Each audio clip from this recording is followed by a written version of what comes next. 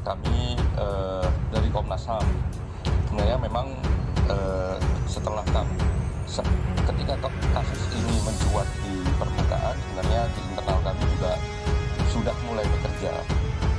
Memang bekerjanya memang sangat awal, mengumpulkan semua informasi yang ada, khususnya dari media, baik media konvensional maupun sosial media.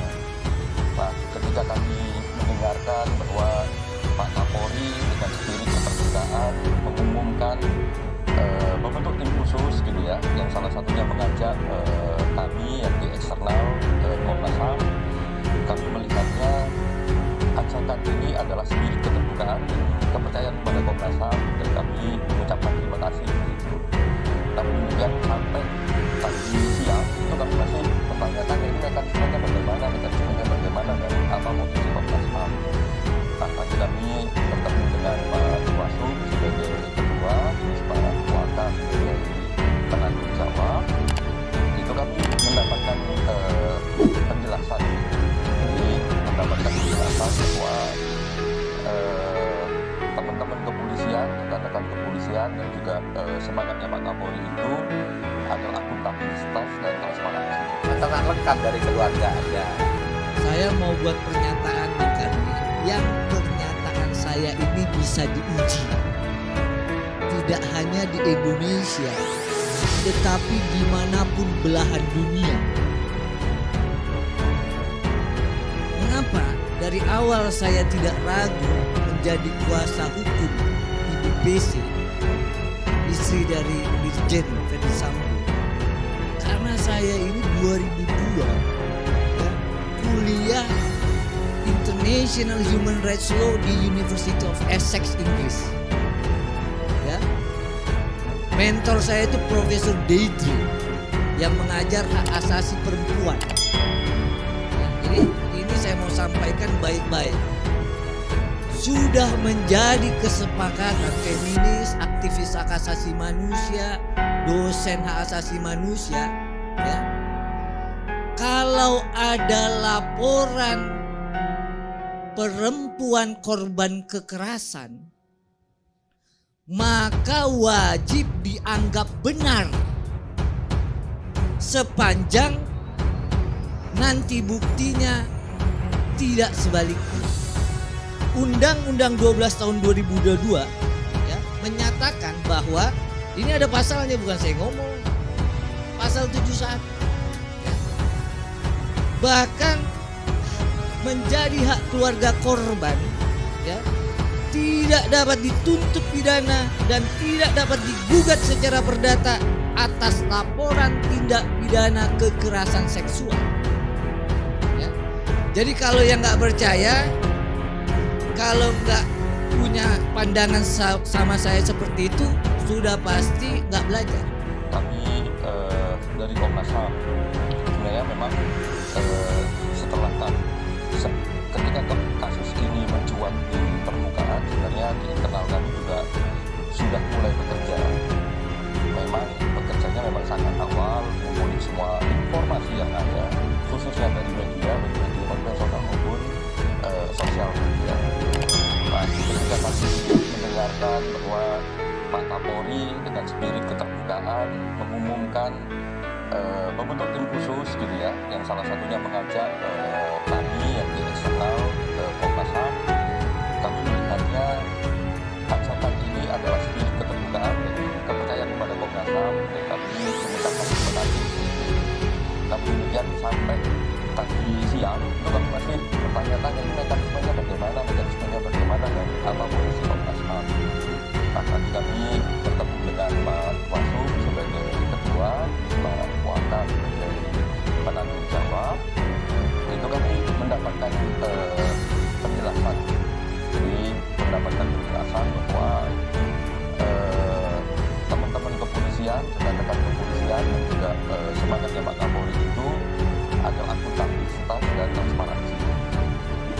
Sekaligus ya juga ditekankan bahwa Komnas HAM itu bagian lembaga yang memiliki sifat independen, sehingga ini agak khas ya, kami diajak tapi kami juga diberi kesempatan untuk menunjukkan independensi kami.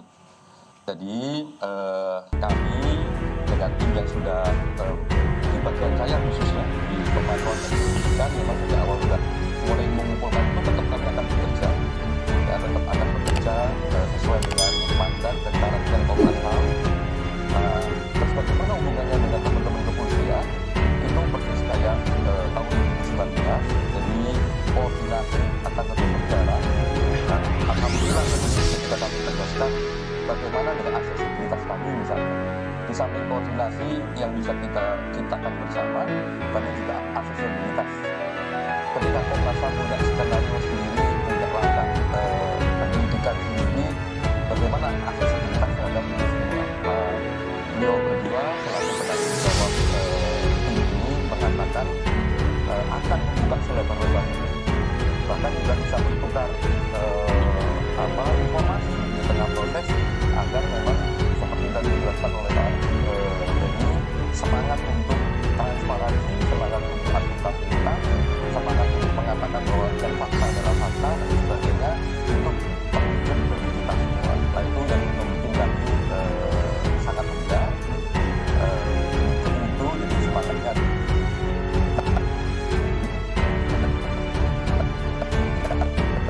Seperti pembicaraan kami, tim Komnas HAM tidak salah, ya, dan di banyak titik nantinya kami akan berkoordinasi. Jadi kalau ada temuan yang progres, gitu ya, kalau teman-teman juga ada temuan yang progres, itu bisa langsung di follow up, gitu. Yang berikutnya memang komitmen untuk saling membuka akses, khususnya bagi Komnas HAM, karena di banyak pengalaman dengan pembukaan akses yang sangat baik, sangat luas, itu membuat perannya bersuara makin lebar. Jadi itu dari saya, Pak Ika, silakan. Ya, selamat malam Bapak Ibu semua. Saya ingin menegaskan soal independensi Komnas. Artinya Komnas akan bekerja sendiri, begitu. Akan bekerja sendiri tentu saja dengan SOP dan mekanisme yang ada di internal Komnas HAM. Jadi kami bukan bagian dari tim khusus atau tim gabungan yang tadi disampaikan oleh Pak Suman maupun dari Pak Lasum. Jadi kami bukan bagian dari tim khusus, hanya kemudian memang ada pelibatan dari Komnas HAM untuk memantau jalannya atau kemudian bahkan melakukan penyelidikan atas jalannya proses pengungkapan kasus yang menjadi concern kita bersama. Itu yang pertama yang ingin saya tegaskan. Terus yang kedua adalah juga kami tentu saja Komnas HAM membuka diri terhadap informasi yang dimiliki oleh masyarakat, dimiliki oleh publik.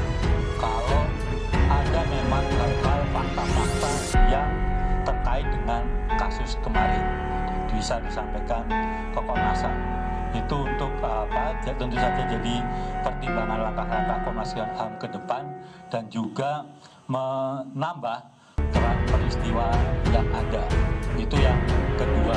Yang ketiga tentu saja Komnas HAM dengan pengalaman, pengetahuan maupun juga mekanisme yang ada di internal akan berusaha juga transparan, akuntabel dan menjawab supaya bisa menjawab banyak pertanyaan dari masyarakat dan juga memenuhi harapan dari masyarakat, termasuk juga yang terpenting adalah harapan dari keluarga korban. Saya kira itu yang jadi tambahan dari saya. Saya mau buat pernyataan Bang Arni, yang pernyataan saya ini bisa diuji. Tidak hanya di Indonesia, tetapi dimanapun belahan dunia. Mengapa dari awal saya tidak ragu menjadi kuasa hukum Ibu Pc, istri dari Irjen Ferdy Sambo? Karena saya ini 2002 ya, kuliah International Human Rights Law di University of Essex, Inggris. Ya. Mentor saya itu Profesor Deidre yang mengajar hak asasi perempuan. Ya, jadi ini saya mau sampaikan baik-baik. Sudah menjadi kesepakatan feminis, aktivis hak asasi manusia, dosen hak asasi manusia, ya. Kalau ada laporan perempuan korban kekerasan, maka wajib dianggap benar sepanjang nanti buktinya tidak sebaliknya. Undang-Undang 12 tahun 2022 ya, menyatakan bahwa ini ada pasalnya, bukan saya ngomong, pasal 71 ya. Bahkan menjadi hak keluarga korban ya, tidak dapat dituntut pidana dan tidak dapat digugat secara perdata atas laporan tindak pidana kekerasan seksual. Ya. Jadi kalau yang nggak percaya, kalau nggak punya pandangan sama saya seperti itu, sudah pasti nggak belajar. Kita nggak bicara menghakimi atau membuktikan nanti di persidangan, karena kalaupun ditetapkan menjadi tersangka, tersangkanya ini sudah meninggal dunia. Tapi yang kita mau bilang adalah dalam penyelidikan itu mau diketahui adakah alat bukti yang cukup yang dapat digunakan untuk ya naik ke penyidikan. Nah, kalau sudah dalam tahap penyidikan, maka sudah ada alat bukti yang permulaan yang cukup begitu. Dan kita punya dalam KUHP itu pembuktiannya negatif. Bang Karin yang ajarin saya. 2 alat bukti bersesuai plus keyakinan hakim. Jadi ada nanti faktor keyakinan hakim. Bukan keyakinan Patra, bukan keyakinan Bang Karni, bukan. Nanti hakim yang bersidang. Baik. Begitu Bang Karni. Baik. Pak Karni, kalau saya ikuti cara berpikirnya Patra ya, menurut saya agak sangat mengkhawatirkan karena klien saya walaupun sudah mati, kelihatannya mau diadili terus. Nah, kalau itu saya bisa jawab. Ya kan? Mau diadili KUHP terus ini, karena ujungnya ini semua kan dibawa ke pengadilan. Bukan. Sementara Kalau ketentuan itu keliru. hukumnya kan sudah jelas. Kalau ini itu tidak keliru. bisa dituntut. Aturan main Sebentar ini bukan dulu. berdasarkan maunya, Tadi saya bicara. Aturan ini bukan Kalau sekolahnya berdasarkan, internasional harus ada sopan aturan santun dan ini adat bukan berdasarkan istiadat. maunya Johnson. Waduh. 41 tahun Kayak KUHP. begini. Wah, Ya, bagaimana? 41 tahun KUHP ada aturan main. Bagaimana orang Saya bisa nggak diadili ngomong itu walaupun akan ada begitu? diadili, nggak ngomong. Ya, Ya, bahwa setelah Pak Karni. ditetapkan menjadi tersangka, enggak, Johnson ada ya, benarnya. penuntutan. Anda dengar dulu dong apa. Oh, kalau gitu boleh. Argumennya apa? Kalau itu? Bung Ya Bang pendidikan Karni yang Inggris ngomong, saya begini nih, nurut. pendidikan Inggris nih. Ya. Gua pendidikannya Kalau Bang Karni yang ngomong, saya nurut. Nah, itu aja. Silakan. ya kalau kayak begitu caranya, walaupun kita tahu ini tidak bisa dibawa, kan ini ujung dari semua ini kan dibawa ke pengadilan. Nah, sementara orangnya dan hukumnya mengatakan sudah tidak bisa dituntut lagi. Dia masih mau mau diadili. Klien saya sudah jadi korban, mau diadili lagi. Emang kalau orang udah mati dengan alasan hak asasi apa segala macam lah, itu tadi seperti kuliah dia di Essex itu, ya kan? Begitu kira-kira Pak Karni. Tidak ada pernyataan saya mau mengadili orang yang sudah meninggal dunia. Cari kan? Tapi saya ingatkan bahwa aturan main ini sudah 41 tahun. Dan ini digunakan juga oleh penyidik. Jangan juga dinilai penyidik ini nggak tahu aturan main gitu loh. Baru jadi penyidik kemarin atau seminggu yang lalu. Jangan. Dan masyarakat juga jangan disesatkan. Aturan mainnya tegas. Ketika proses penyelidikan, maka yang mau dilihat apakah benar ada peristiwa. Ketika naik statusnya, apa benar itu peristiwanya dilakukan oleh si A si B. Makanya ada penetapan tersangka. Ketika sudah penetapan tersangka dan ternyata yang disangka sudah meninggal dunia, masuk ke pasal 77 KUHP. Hapus penuntutannya. Dan bukan hanya alasannya karena meninggal dunia. Ada daluarsa, ya. Tentu kalau dibilang sudah meninggal dunia, yang tadinya penyidik itu misalnya melakukan penyidikan dan ternyata daluarsa, nggak boleh disidik. Mak, bukan saya yang ngomong. Bahkan sudah ada penetapan tersangka, ternyata di stop. Oh, ternyata daluarsa. Di stop juga. Jadi penuntutannya henti. Tidak masuk ke persidangan. Kenapa? Karena daluarsa. Kenapa enggak di persidangan? Karena tersangkanya meninggal dunia. Ini sudah 41 tahun bukan patra, aturannya begitu.